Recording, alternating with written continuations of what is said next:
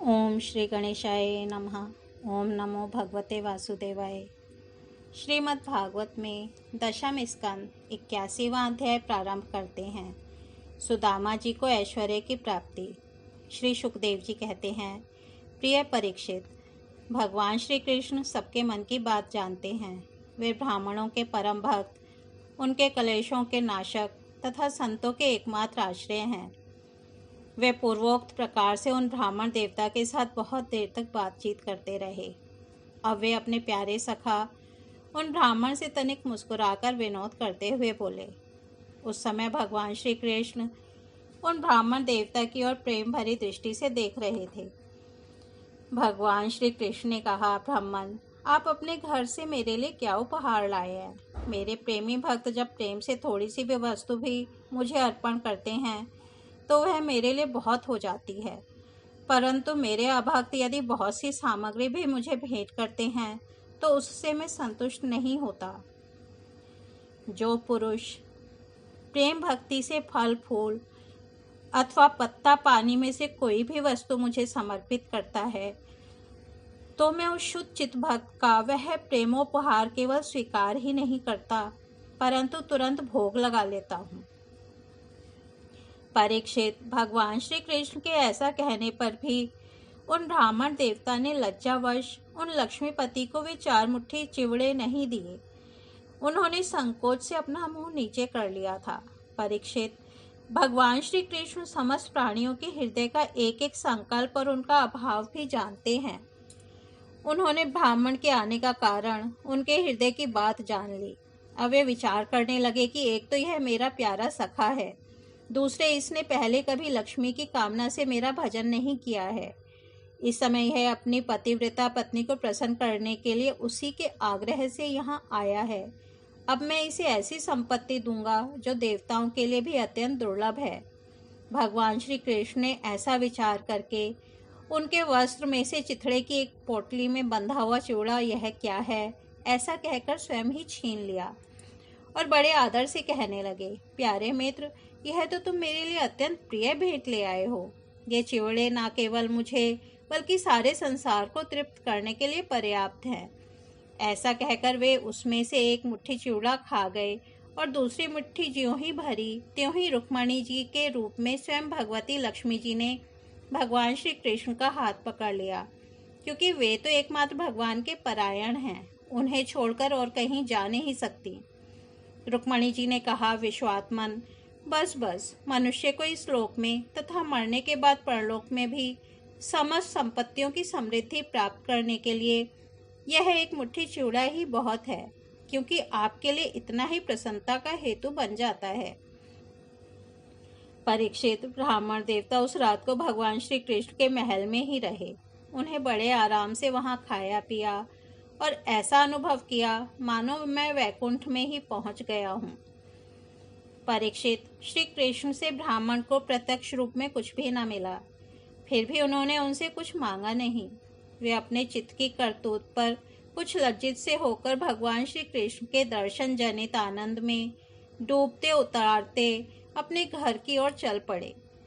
वे मन ही मन सोचने लगे, अहो, कितने आनंद और आश्चर्य की बात है।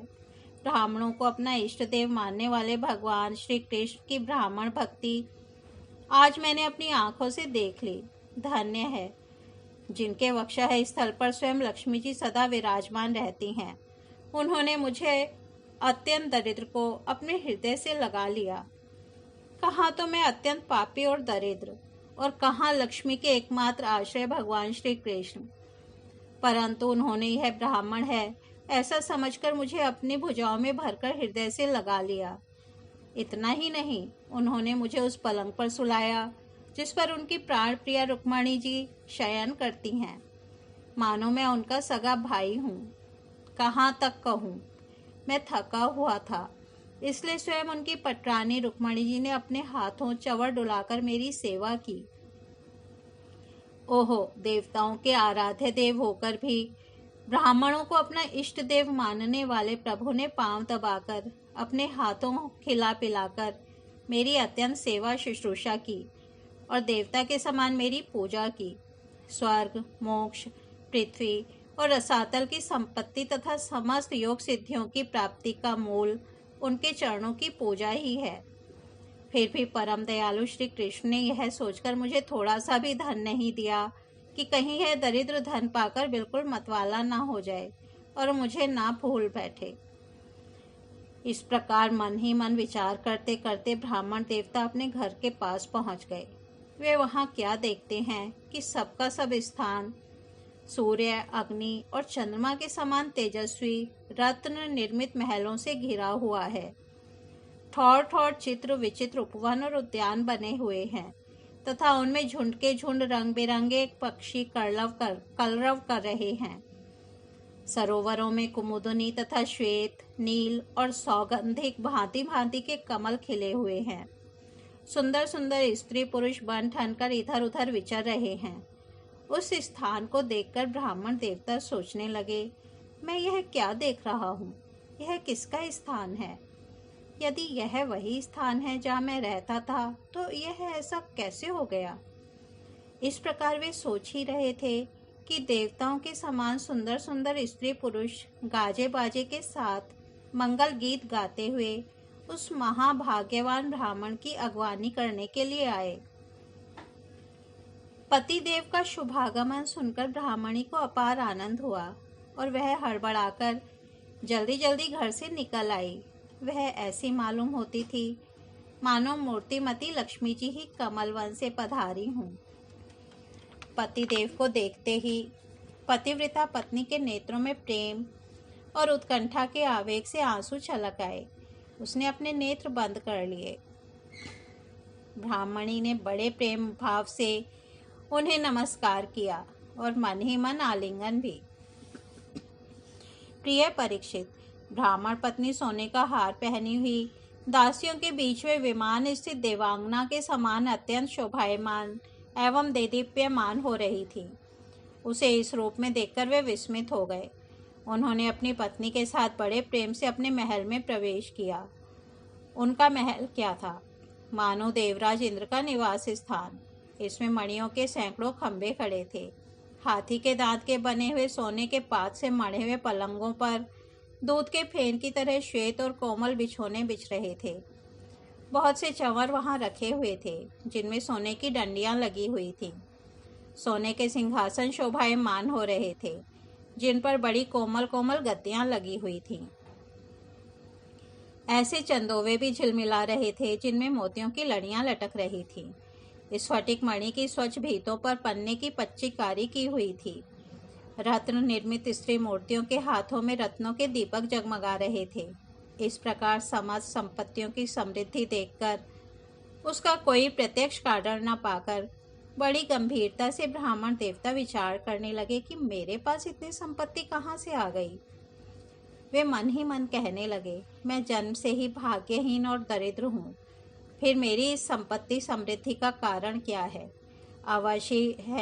अवश्य ही परम ऐश्वर्यशाली यदुवंश शिरोमणि भगवान श्री कृष्ण के कृपा कटाक्ष के अतिरिक्त और कोई कारण नहीं हो सकता।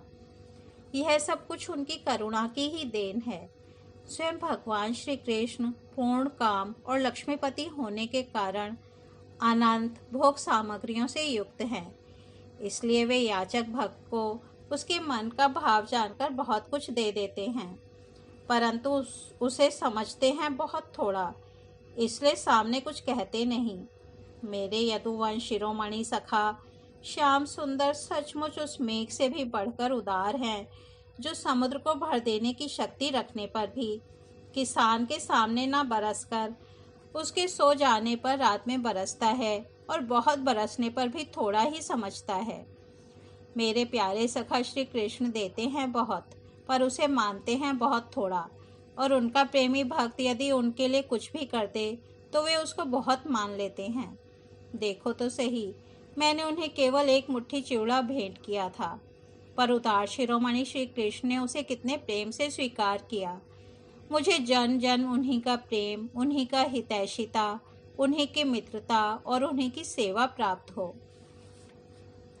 मुझे संपत्ति की आवश्यकता नहीं, सदा सर्वदा उन्हीं गुणों के एकमात्र निवास स्थान महानुभाव भगवान श्री कृष्ण के चरणों में मेरा अनुराग बढ़ता जाए। और उन्हीं के प्रेमी भक्तों का सत्संग प्राप्त हो। अजन्मा भगवान श्री कृष्ण संपत्ति आदि के दोष जानते हैं। वे देखते हैं कि बड़े बड़े धनियों का धन और ऐश्वर्य के मद से पतन हो जाता है, इसलिए वे अपने अदूरदर्शी भक्त को उसके मांगते रहने पर भी तरह तरह की संपत्ति, राज्य और ऐश्वर्य आदि नहीं देते। यह उनकी बड़ी कृपा है। परीक्षित, अपनी बुद्धि से इस प्रकार निश्चय करके वे ब्राह्मण देवता त्याग पूर्वक अनासक्त भाव से अपनी पत्नी के साथ भगवत प्रसाद स्वरूप विषयों को ग्रहण करने लगे और दिनों दिन उनकी प्रेम भक्ति बढ़ने लगी। प्रिय परीक्षित, देवताओं के भी आराध्य देव भक्त भयहारी यज्ञपति सर्वशक्तिमान भगवान स्वयं ब्राह्मणों को अपना प्रभु, अपना इष्ट देव मानते हैं। इसलिए ब्राह्मणों से बढ़कर और कोई भी प्राणी जगत में नहीं है। इस प्रकार भगवान श्री कृष्ण के प्यारे सखा उस ब्राह्मण ने देखा कि यद्यपि भगवान अजित है, किसी के अधीन नहीं है, फिर भी वे अपने सेवकों के अधीन हो जाते हैं, उनसे पराजित हो जाते हैं। अब वे उन्हीं के ध्यान में तन्मय हो गए।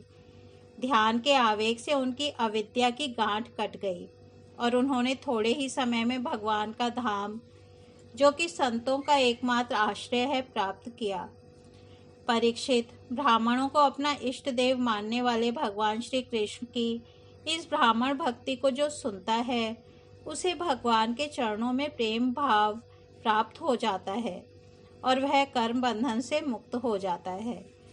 इस तरह से श्रीमद् भागवत में 81वां अध्याय समाप्त होता है। कल हम 82वां अध्याय भगवान श्री कृष्ण बलराम से गोप गोपियों की भेंट सुनेंगे। तब तक हम यहीं विराम देते हैं। हरिओम तत्सत।